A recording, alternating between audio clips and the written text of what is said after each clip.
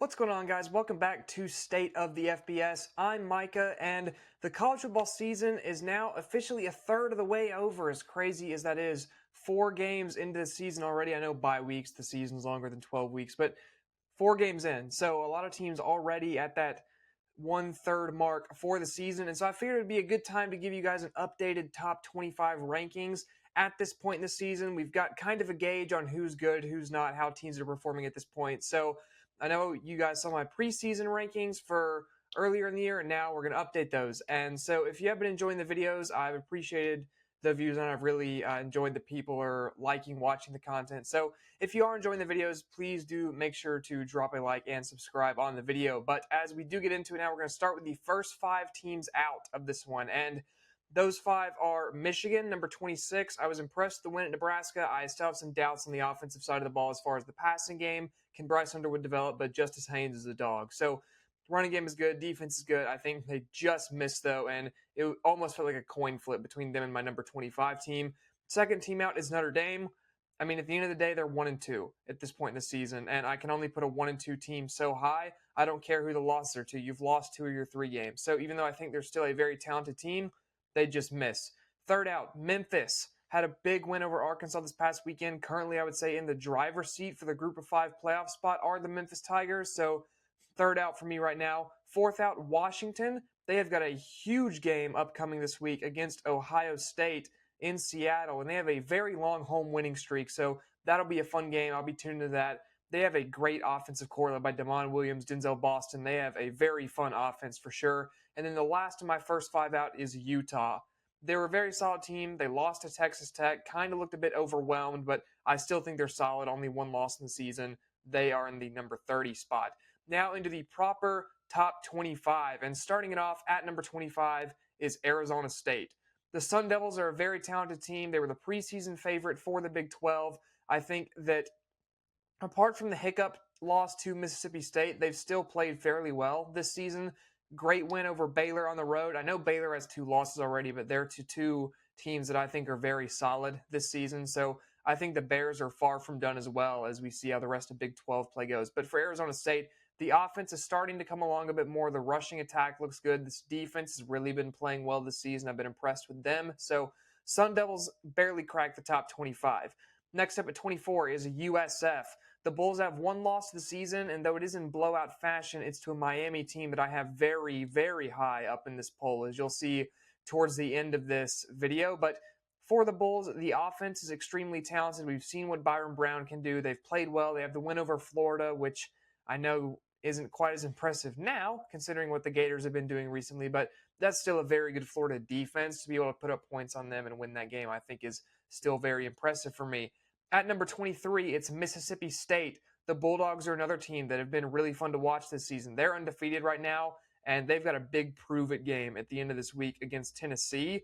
I think that'll be a very entertaining matchup. Starkville is going to be going crazy, sold-out crowd down there, and I think it's going to be super fun to watch them take on Tennessee, see what Blake Shapen and crew can really do against Tennessee. But they are going to crack my top 25 at 23. At 22, it's the Auburn Tigers. And I know this team was dropped from the AP poll. I don't quite get why. And I know that they lost to Oklahoma, but Oklahoma's a team I have, again, high in this poll. And I think that loss, it was a very close loss. I know the Auburn offensive line struggled. Jackson Arnold had some pocket presence issues.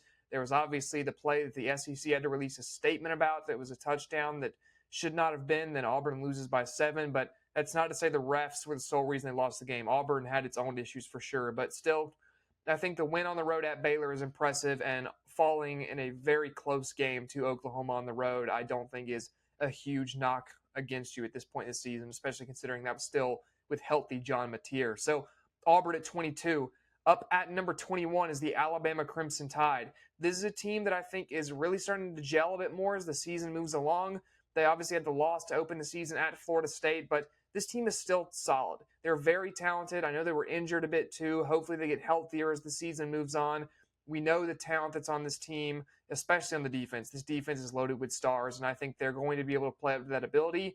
This week will be a real test on the road at Georgia. That's going to be a very fun game. I will have a weekly preview episode coming out before the end of the week, so keep an eye out for that as well if you want to get more information and breakdowns on all these big upcoming games this weekend. But Alabama gets into the number 21 spot for me and rounds out our first little pod of 5 here. Up to number 20, it's Georgia Tech. The Yellow Jackets are undefeated to this point, and if you look at their schedule too, it's not that difficult. This could very well be an 11-0 team heading into good old-fashioned hate against Georgia Tech. So I think, or against Georgia, excuse me. I think that this is a very fun team to watch. The Haynes King offense is so interesting. He's not an elite quarterback by any means, but he is a very, very good football player. And that, I mean, in the best way possible. I'm not trying to say Haynes King is a bad player, but objectively, as a pure passer, he is not as good as some of the premier guys in college football, but he makes up for it by just being a dog, as they say. This guy will put his body on the line. It's a very good defense. They're going to make you earn everything. I love Georgia Tech so far this season. They get the number 20 spot. Up to number 19, it's Missouri. I think the Missouri Tigers have a top 5 backfield in the SEC and maybe even top 10 in the country when you factor in quarterback as well. I know it's hard to say that considering how inexperienced Bo Pribula is, but this running back duo is just absurd. Ahmad Hardy and Jamal Roberts together are both incredible. Hardy, I think, is top 5 in the country at his position. He is so good. And then Jamal Roberts is nothing to sneeze at either. He's been playing great so far this year.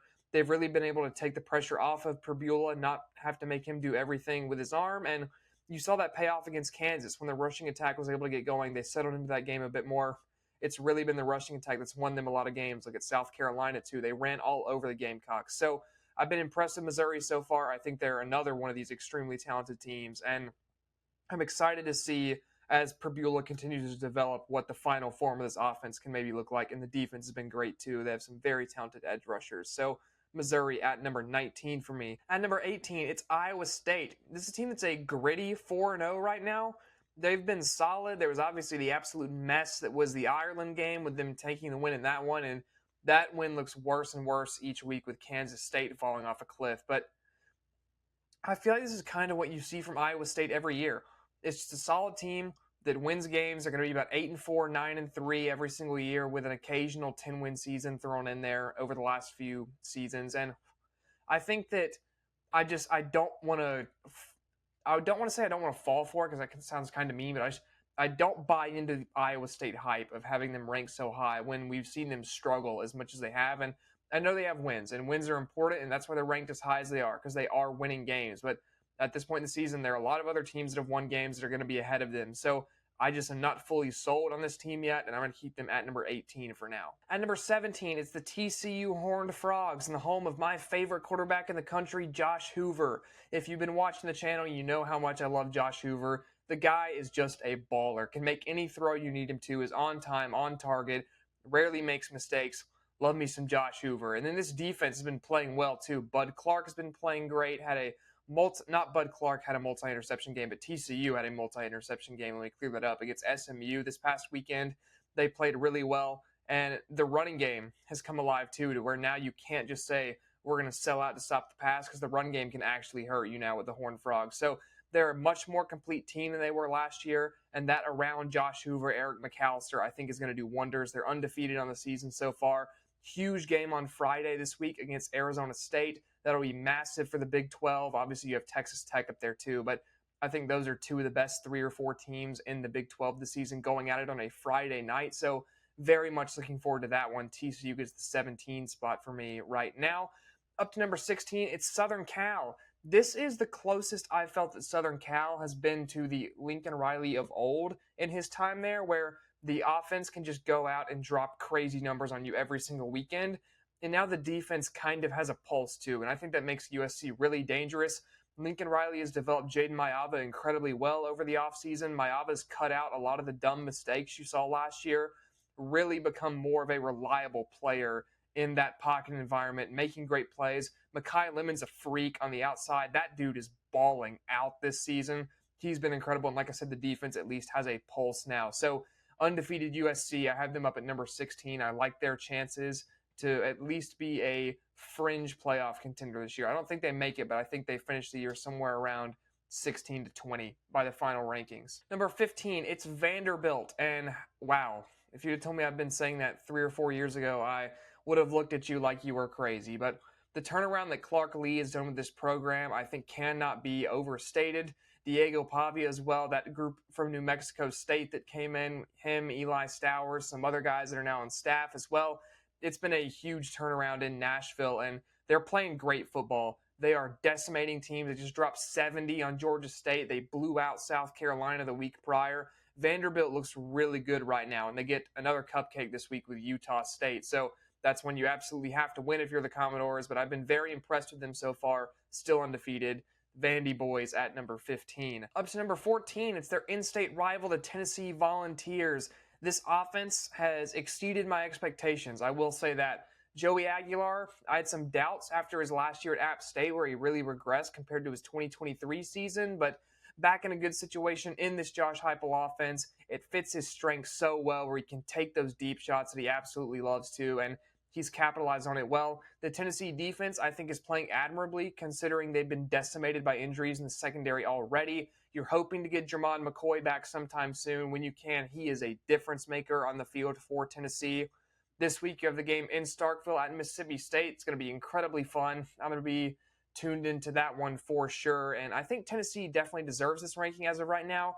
Even despite the loss to Georgia, I think they're very solid. So I'm going to give them the 14 spot. Number 13 is Texas Tech. They are still undefeated as well, coming off a very impressive win at Utah, 34-10.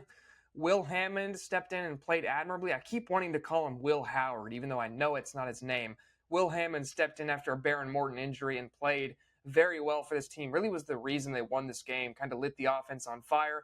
David Bailey and Romello Height are problems for opposing offensive lines off the edge. They're playing great as well so far through the season. Texas Tech looks legit. They look very good, sound on both sides of the ball. I'm impressed with them so far, and obviously I know Tennessee would probably be favored over them on a neutral field, but Texas Tech's 4-0. Tennessee isn't, so Texas Tech gets the 13 spot over them. Number 12, it's the fighting Trinidad Chamblesses of Ole Miss. Wow, he has been incredible to watch on the field the last couple weeks. The Ferris State transfer is absolutely showing why he led that team to 14 wins in a row to end last season at a D2 championship.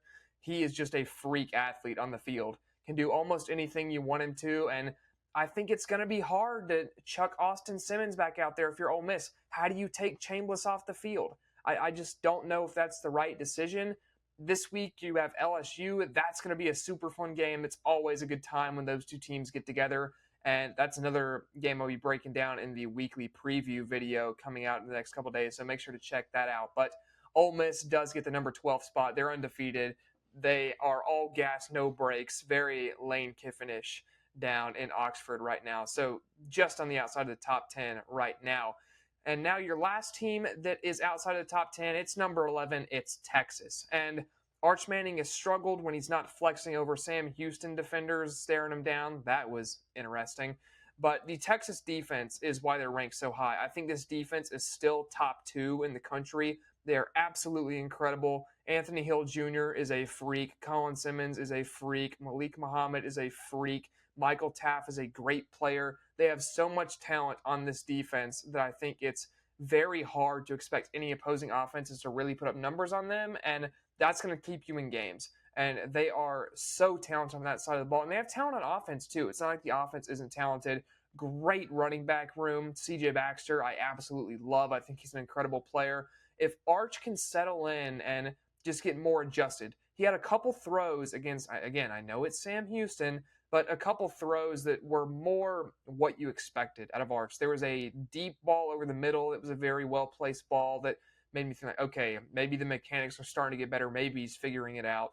And if Arch can be what he was expected to be, I think Texas is going to climb right back up towards the top as the season progresses. But for now, I can't rank them much higher than this because the offense just looks kind of lost sometimes. So Texas at number 11. Now into the top 10, and it starts with the LSU Tigers.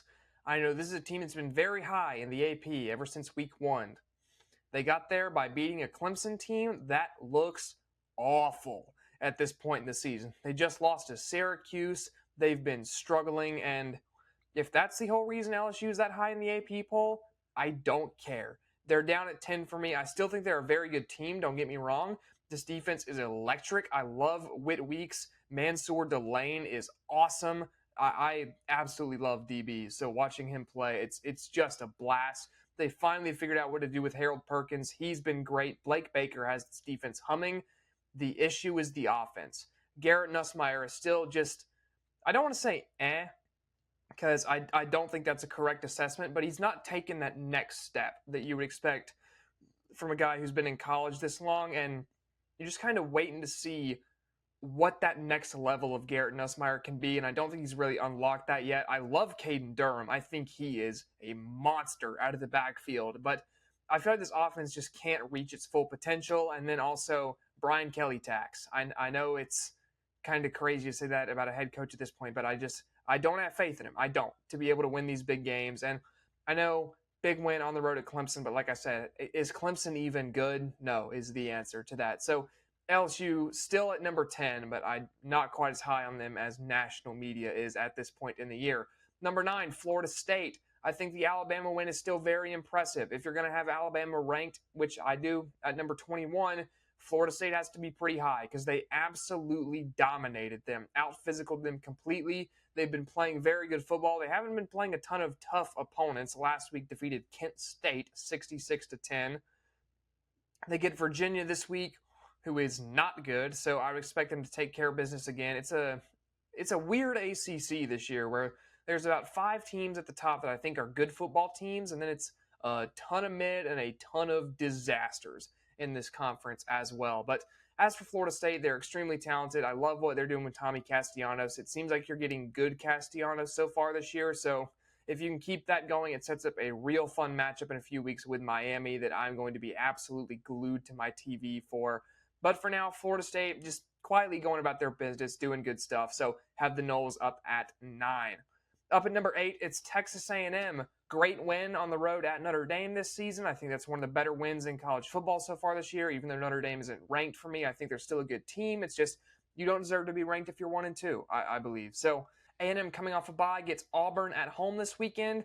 That's going to be a really fun game. I think this A&M team is set up very interestingly compared to Auburn, where you have a team that's had a slightly susceptible passing attack so far this year against an Auburn team who's really made a lot of its money on the ground rather than through the air. So interesting matchup. That'll be another game I'm breaking down in the week preview video. But I will actually be in College Station doing stuff for that game. It'll be my first time in Kyle Field up some. Looking forward to see what stuff is like up in that press box and the environment up there. But I do think A&M is a very good team. I love Will Lee. Cassius Havel is a monster off the edge. Marcel Reed, Le'Veon Moss are great. Mario Craver has been a revelation this season, was good at Mississippi State, but has really unlocked that new gear so far this season. And then you know what you can get out of Casey Concepcion if he plays up to his potential. So that plus the Aggies' record so far this year, Texas A&M at number 8. Number 7, it's Indiana. They just beat a team that was ranked top 10 by 53. I think that says about enough. Was Illinois overranked? Yes. Does that make it less impressive? Not really, in my opinion. I think that welcoming in a team who is on paper top 10 and saying, you're going to lose by 53 is ridiculously impressive. Fernando Mendoza is one of the best quarterbacks in the country right now. I would have him right near the top of an NFL draft board if I was an NFL executive right now. I think he can make all the throws. He throws in anticipation. He is a very reliable quarterback. And Elijah Surratt, I think, is a perfect target for him. This defense is playing great, too. D'Angelo Pons might be 5'9", but he's still a force out on the outside at corner. Love watching him, too. This is a very talented Indiana team. And in a couple weeks, when they head to Oregon, later this year, when they head to Penn State, it's going to be appointment television. I think you're going to see some fun games in those. But Indiana, for now, they jump up to number 7 for me. Number 6, it's the Oklahoma Sooners. John Mateer going down hurts. That's really bad. You're going to lose him for multiple weeks. I can't lie about that. But in the interest of not doing what the committee did with Florida State and Jordan Travis, they've earned a number 6 ranking, in my opinion. I think they've been one of the best teams in the SEC. They took down Auburn at home, an Auburn team that I think is very solid this year, and they've played great football. They beat Michigan as well, convincingly. The defense has been incredible. They sacked Jackson Arnold 10 times. The defense is going to be all over the place. I think the defense is going to continue to keep them in games, even without the guy who was the Heisman frontrunner. And John Mateer, when Mateer is back, I expect them to be just as dangerous once again. And like I said, I think they've more than earned this number 6 ranking despite the injury. So Sooners just on the fringes of the top 5. Now into the top 5, it's Georgia at number 5. They have a big win over Tennessee on the road. I think that is right up there for one of the best wins in college football at this point in the season, if not the best. I think Georgia's an incredibly talented team. I love what I saw from Gunnar Stockton in that game. Made some big-time throws when he absolutely had to. That 4th down touchdown was just incredible. Zachariah Branch has been a great player for the Bulldogs so far. It's a guy you need, a guy that can actually catch the football, which Georgia didn't really have last year. So I really like what I've seen from this team so far. This defense is still a Georgia defense. I think that the game versus Tennessee, you're going to give up points in Neyland to a Josh Heupel offense. That's kind of just how that's going to go. But I still think they're incredibly talented. They get Alabama this weekend. That'll be another big test for the Bulldogs. And I think Kirby Smart's going to have them ready. I love the way this Georgia team plays. I think they're very solid. I wouldn't say this is the best iteration of Georgia we've seen, but they're still top 5. They're still undefeated. So I'm keeping them up there for that reason. Number 4, it's Penn State. And man, this team is so odd. I feel like there is simultaneously a ton of star talent and no stars at all on this team, which might sound ridiculous, but you have running backs like Nick Singleton and Katron Allen, who are freaks. Danae Dennis Sutton off the edge, an amazing player. Love watching him. Drew Aller is Drew Aller. You either love him or you absolutely hate him, it seems like. I think he has potential to be very good. I would love to see him put it all together. He has all the traits in the world, but can he actually deliver on it? I'm not sure. And because of that, I'm a bit hesitant to put them any higher than this right now. I know it's like, oh, they can't be higher than 4. 4 is already pretty high, but still, I need to see more. And I think that starts this weekend. You have a great opportunity. You're hosting Oregon, another team that I have up right near the top of this list. So for Penn State, I think this is a real prove-it opportunity, especially for Drew Aller and then James Franklin. Big game James Franklin. Can you keep trying to dispute that narrative and get these things done? We'll see what happens. I love the running back room on this Penn State team. I think they're extremely talented. I just want to see them prove it. And I think you have a great opportunity to do just that this weekend against the Ducks. Speaking of those Oregon Ducks, they take my number 3 spot. And at the start of the year, I had Oregon in the back half of the top 10. I was not sold on Dante Moore, was very inconsistent in his time at UCLA. Shows up to Oregon, starts playing football, and this guy's making NFL throws all of a sudden. Dan Lanning has worked wonders in the offseason. Dante Moore looks locked in. He's much more reliable now than you ever saw at UCLA. And granted, part of that is the situation. Oregon is a much easier place to play. You have better talent around you by far than at UCLA, but still, if you're the quarterback, you have to capitalize. You have to make those plays. And this Oregon offense looks much more dynamic with Dante Moore at the helm than Dylan Gabriel, that's for sure. Mekhi Hughes is still a great player in the backfield for the Ducks. I've been very happy with what I've seen from them so far. I think Dan Lanning is one of the premier coaches in college football, so I trust them for that reason too. And just like I said with Penn State, you got a big prove-it game this week. On the road, Happy Valley for the whiteout, going to be absolutely electric. So I think you can probably guess who I have winning this game based on the fact that I have Oregon over Penn State, despite them both being undefeated. But if you want to get a full breakdown of that, again, predictions video coming maybe tomorrow or the next day or whenever. But that will be out, and Oregon is up at number 3. Really like the Ducks so far this season. Up at number 2, it is the Miami Hurricanes. I think this is the team with the most impressive overall resume in college football so far this season. You have the win over UCF, the win over Florida, and the win over Notre Dame. Notre Dame obviously being the most impressive of those 3, in my opinion. Florida, they don't have an offense. I do think it's impressive that you managed to score multiple touchdowns. Miami's the only team so far this season to score multiple touchdowns on Florida, and Florida played LSU in Death Valley and played USF, who I both think are good teams. So that's impressive in itself, even if the Florida offense is just non-existent. Let's be honest about that. It's non-existent. I think playing as well versus that defense as Miami did, completely wearing them down, blowing them up at the line of scrimmage with your run game for a good portion of that game is extremely impressive. This team has no quit in them. They're extremely physical. It's a Mario Cristobal team. The trenches are strong. Carson Beck, I think, is doing everything he's needed to so far. Not the best game against the Gators. Did throw an interception in that one, but still, I think he's enjoying having receivers that catch the ball. Just look at what C.J. Daniels did versus Notre Dame. That was ridiculous. Malachi Toney's been a revelation as a true freshman. He has been extremely productive and extremely talented. for the Hurricanes so far this season. Love to see that. And Miami is going to take the number 2 spot for me for now, behind only the Ohio State Buckeyes. Ohio State, you're defending national champion. I know that doesn't matter at all for this season rankings because that was last year, but still, you return a ton of that talent. Jeremiah Smith still doing his thing. Caleb Downs doing his thing. Sonny Styles, again, just great players on this Buckeye team. Julian Sayin has been good so far this year. Carnell Tate is still playing extremely well. Arvell Reese has been great so far this season. I've absolutely loved watching him for Ohio State. He's been playing some great football. And this week, big game at Washington. Washington has a very long win streak at home. I believe it's 22 games. I could be wrong, but I want to say it's 22 games. If that's wrong, there'll be a little edit down here that says he was wrong. It's actually this many games. But regardless, very hard place to play up there in Seattle against a Washington team that I think has a very good offense. So if the Ohio State defense can really slow them down, kind of stuff them in the locker, I'll be very impressed. But for now, I still think the win over Texas is great. That's one of the best wins in college football this season. And partly because of that, partly because I think this team is just ridiculously talented. The Buckeyes do keep the number 1 spot over Miami for right now. So there's my full top 25 after the first third of this college football season. Let me know what you would change. Let me know if your team made the top 25, where you are.